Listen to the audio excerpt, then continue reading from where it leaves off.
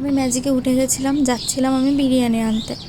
আমাদের এখানেই কাছে, সময় কাজ করছিল, লেট হবে, তাই আমি একাই গেছি। এবার পৌঁছে গেছি B3 বিরিয়ানি, ব্যারাকপুরের, এটা জাফরপুরে দোকান। খুব ভালো বিরিয়ানি করে, খুব ভালো, আমাদের খুব ভালো লাগে। তো তারপরে আমি বিল করে নিলাম। আমাকে বললো 5 মিনিট ওয়েট করতে, কারণ নতুন হাঁড়ি আসবে। তো আমি ওয়েট করছিলাম, তার মধ্যে দেখলাম হাঁড়ি চলে এসছে।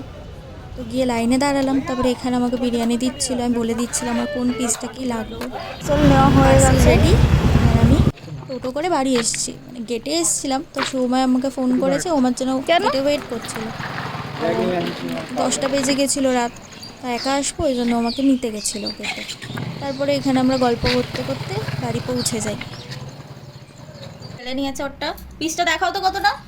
আমার তো রানের পিস দিয়েছি, আমি প্রেফারেন্স দিয়েছিলাম রানের পিস। এই যে 150 গ্রামের পিস হবে, প্রায় 150 গ্রামের পিস হবে, ওরা 150 গ্রামই করে, অ্যাভারেজ 150 গ্রাম। আর যে মা ঢালছে আরেকটা, বাবা কতটা, অনেকটাই দেয় ওরা, আর খুব ভালো দেয়।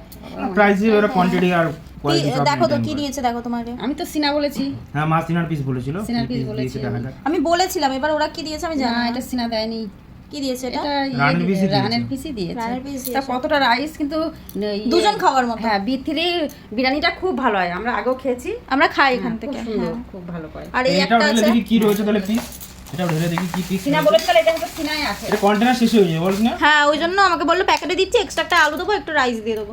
এটা ওই তাহলে packet-এ ঠিক আছে, কি বলবো আর। এটা কি পিস দিয়েছে আমাদের, দেখো তো। এটা রান দিয়েছে। সব রানই দিয়েছে সব আজকে রান তাহলে। দিয়েছে তাহলে। সিনা দেয়নি আজকে, তাহলে সব রান দিয়েছে। আমি রান ভালো খাই, সব আমি রান সিনাটা দিয়েছে। ভালো আর এই যে স্যালাড, আর এই চাটনি দিয়েছে। এই যে B3 বিরিয়ানি আমাদের খুব ভালো লাগে। এই যে